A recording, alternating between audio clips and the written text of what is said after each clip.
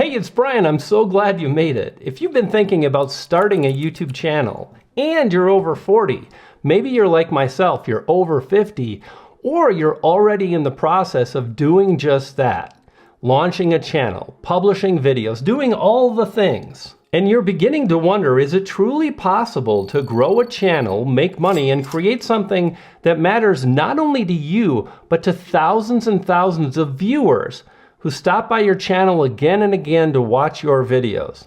Well, most certainly the answer is yes, even, again, if you're over 40 or 50. However, like anything that's worthwhile, there is most certainly a catch. YouTube is really an investment. The more you invest, the more likely you'll get back the kind of things you're hoping for. An audience, views, maybe you'd like to make some money. It's all possible as long as we really look at what's most important. And when we talk about investment, I'm not just talking about the dollars that you can and probably will invest into your channel.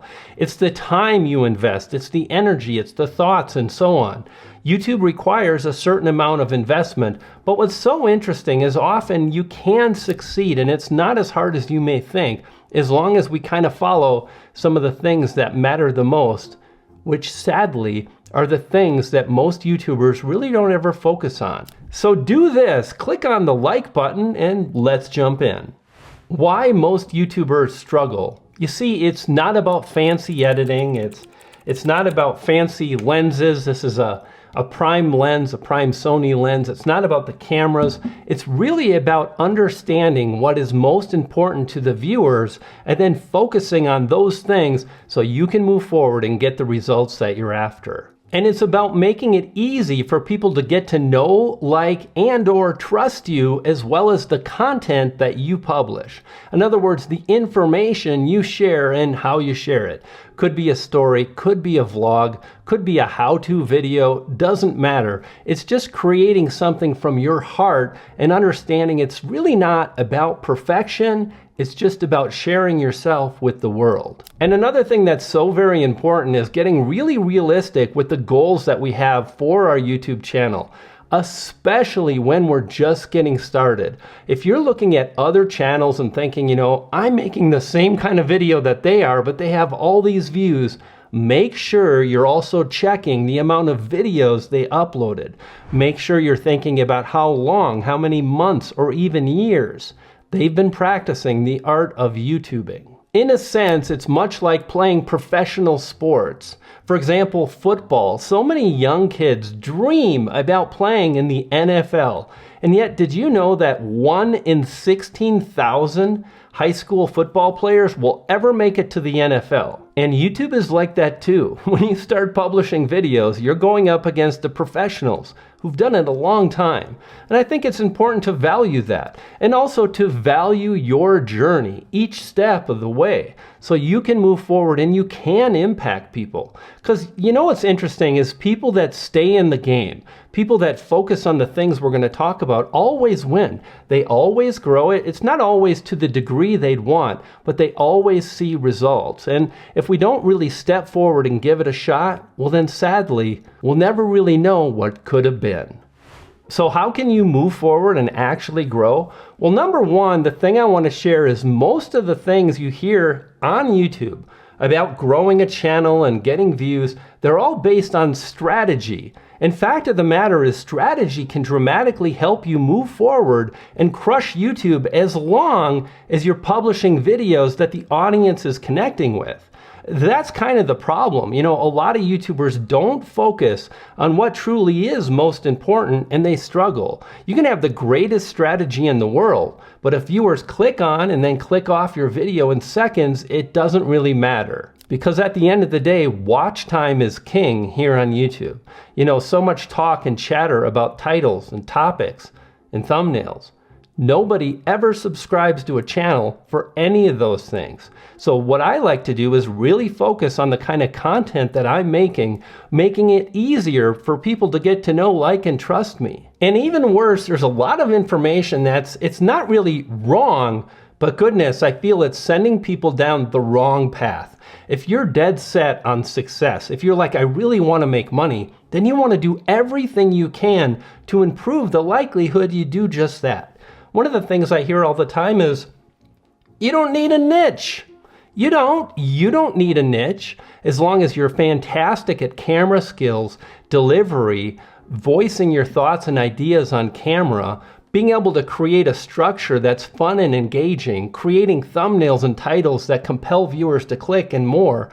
And if you're not, then having a niche is the thing that can save you, because you can talk about things in a way that will draw people in around a specific hobby. Like, I don't know why, but I'm thinking about remote control planes or boats or whatever. Like, that's a hobby, and people would really interested to learn more about what you have to say. The more we can focus on one particular thing while growing our skills, while focusing on the kind of things I mentioned, like talking to the camera, our delivery, being compelling, and more, the more likely later we can branch out and go broad. And furthermore, when you're getting started, nobody knows you. So if you're making personal vlogs about your family, or again, things people don't know or like or understand, they're probably not going to click. Oh, and by the way, that was item number 2, really understanding whether or not you need a niche. Let's talk about item number 3. Be willing to do the scary stuff. Be willing to do the thing that frightens you a bit. Maybe it's going on camera. Maybe it's creating a voiceover. But at the end of the day, how do you think we create something that's unique and different? The easiest way is by getting in front of the camera. The easiest way is by practicing our delivery, by understanding our quirky nature or our analytical mind and creating content that focuses on our perspective. You know, that allows people, again, to get to know, like, and trust you. It's doing the hard, scary stuff that a lot of YouTubers don't want to do. I mean, there's a reason why faceless YouTube channels are a big deal. And fact of the matter, listen, if you're not sure you can overcome that hurdle of speaking on camera or making a voiceover, by all means, don't. The thing I do want to encourage you to do is to publish your next video. I mean, at the end of the day, nothing is more important than publishing regularly and striving to make small improvements along the way. So start where you're at, use what you got, and take the next step. In fact, let's talk a bit about auditing your channel and specifically your individual videos. So we want to start where we're at, but absolutely we want to spend time improving. Now, this is where things get a bit kind of weird, because honestly, I don't think you should spend too much time trying to perfect all the things when you're getting started. It's so overwhelming. Editing, lighting, audio, delivery, hooks, thumbnails, graphic design, and more. Instead, if you start where you're at and you publish a video to the best of your ability, and do this, give yourself like 2 or 3 days. That's it. I'm going to make a video. I'm going to spend a few days. I'm going to publish. After you publish, take a step back and do your best to reward yourself. Applaud the fact that you moved forward and you did the thing. And then go back and look for just one thing that you feel, you know, my audio was a bit echoey. Maybe I can improve that. And that would create a better viewing experience. And that's the thing, a better viewing experience that'll get you more views. And again, at the end of the day, it's really about how you communicate on camera or your voiceover. And what's so magical about that is you can identify one thing to focus on, like better editing or thumbnails, but every time you step in front of the camera or in front of a microphone to do a voiceover, you can, and I want to encourage you to strive to communicate in a more engaging way. That begins with being clear, easy to understand, and being yourself at the same time. You don't have to be perfect. I know if you look at my early videos, I wasn't, but I kept at it. And what happened is once I started implementing this, I went from about 1,500 subscribers a month to 7,000 YouTube subscribers a month because I was improving my delivery as well as the other elements mentioned, audio, editing, etc. Small changes really add up. And with that, that brings me to item number 4. A lot of people will say things like, I just can't see the mistakes in my video. Well, I want to encourage you to change how you think about things. Instead, publish your video and then just be happy that you made it happen. then go back and tell yourself, you know, I want to see my videos objectively. I want to move forward and be able to see the things I can improve. I want to look at other creators that have more success, things like more views or subscribers, and look what they're doing that's a little different than me. And then furthermore, if you can look at yourself and say, wow, I'm really over the top. For example, when I started, it was so much comedy that the comedy trumped the information. You didn't click on this video for a joke. You clicked on this video to learn and get some insights about YouTube. So I think the more we focus on that, at least for myself, the more likely I'll get what I want. And then there's the specific audience we touched on a bit. I think it's so very important to clearly study one specific audience focused around a topic that you're interested in and the viewers are interested in. Sometimes you want to make a video that really addresses their wants and needs, but more of the time, focus on what you're excited about, but stay within that niche. You know, after publishing some 600-700 videos, I began to stray and it really had a negative impact on my channel. Today, I really don't do that. The videos that you see here on this channel are more about being a creator. You know, in the future, I might talk about a lens, but it would be through this is crazy, it would be through the lens of being a content creator rather than, say, a wildlife photographer, which I am.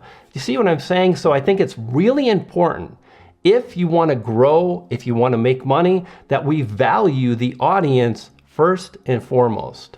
And this next item is really, really powerful, and that is to let go of the more views mentality. So often it's always about more views, absolutely.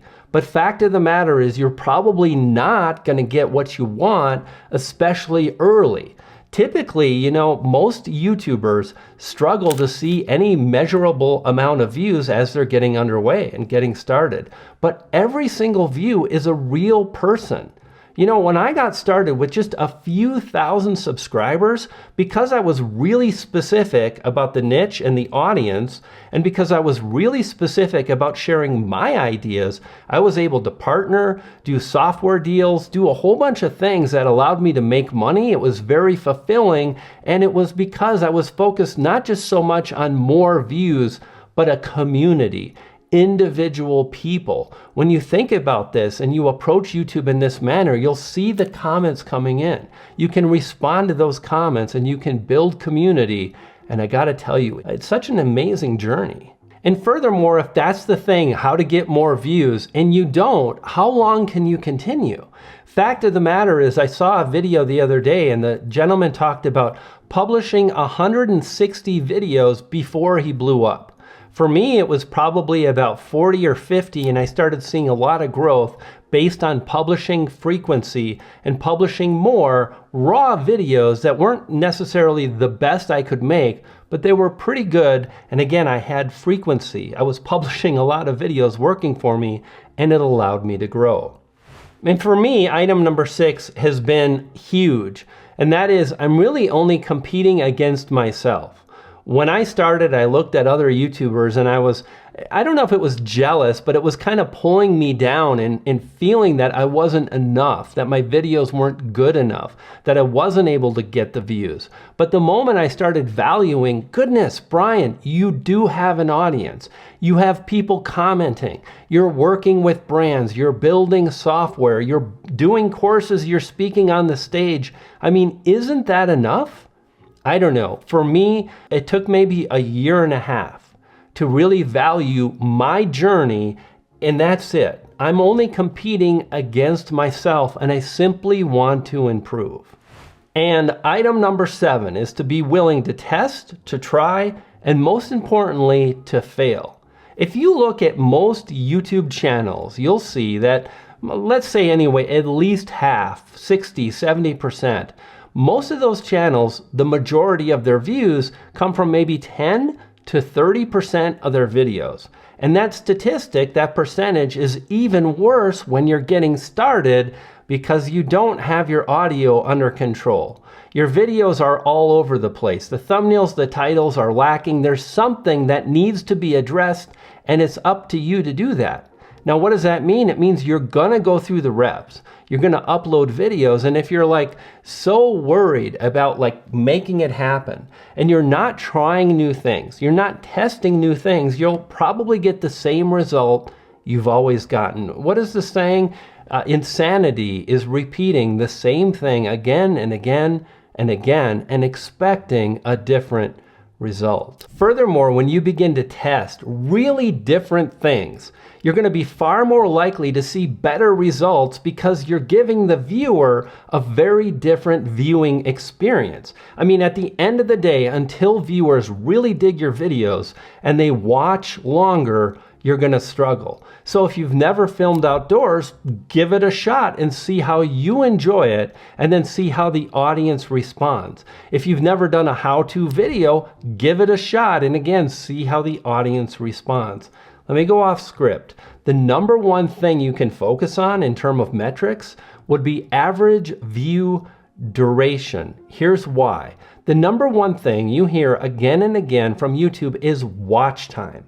Watch time is the thing that separates those that have from those that have not. So the more you strive to keep viewers watching by trying, testing, improving, looking at your videos in a specific way, the more likely you're going to get better results. And furthermore, the more likely you're going to stay in the game. It's going to excite you. You're going to feel alive. When we stay stuck in the same routine, it gets old and boring. YouTube should be fun, don't you think? Another thing you can do is to tell a story. Now, when you tell a story or you make a how-to video, you want to do it again through the lens of this is a topic my audience knows and understands. This is why a lot of people struggle. They're creating family videos when they have 100 viewers. Nobody knows or can connect with the individual in the story, and they struggle unless you're Casey Neistat and you're a master storyteller. But alas, he's got a huge audience, and even did when he was, doing the daily vlog thing and blowing up. And item number 8 is so very powerful. Only focus on what you can control and do your best. It's hard, but do your best to let go of what you can't control. You cannot control the algorithm. You cannot control how viewers interact with your video, but you can strive to please viewers. You can try new things. You can grow your skills. And the moment you stop blaming the algorithm, which you can't control, and the moment you take responsibility and you say, hey, this is the thing that I'm going to focus on. And the moment you start to really commit to publishing regularly or staying in your niche or improving the things we've spoken about is the moment you'll see the results that you're after. Item number 9 is to have goals. And here's what's kind of weird. I think you should have goals based on subscribers. If you're just getting started and you've published 10 videos, focus on that first 100 subscribers. And when you hit it, because listen, you will, if you stay in your lane, you focus on a niche, you course forward, you take responsibility, and you focus on publishing on a regular basis, you'll nail it. And then over time, shoot for 1,000 subscribers, 10,000 and more. That's exactly how I hit my YouTube Silver Play button. It's how I've worked with brands, made money, quit my job some 22 years ago, even before YouTube, because a lot of the mentality was there. And then number 10 is to notice it all in your daily life. For example, you're shopping and you're looking at the packaging in the store and you're appreciating the graphic design. That can help you when it comes time to, guess what? Make a thumbnail, make your YouTube channel art, or you're watching TV, you're relaxing, and you're really appreciating the lighting in a movie or the edit in a cool cell phone video. That's a really cool effect. I'd like to mimic that. Or maybe one day I can edit a video like that. I found for myself, once I started really focusing and noticing these things, I started doing a lot better in these areas. But there's one other thing that can really help you grow, and that's understanding the YouTube algorithm and how you can trigger it to get those views. Click the video on the screen now that covers just that, the YouTube algorithm. I'll see you there. You dig?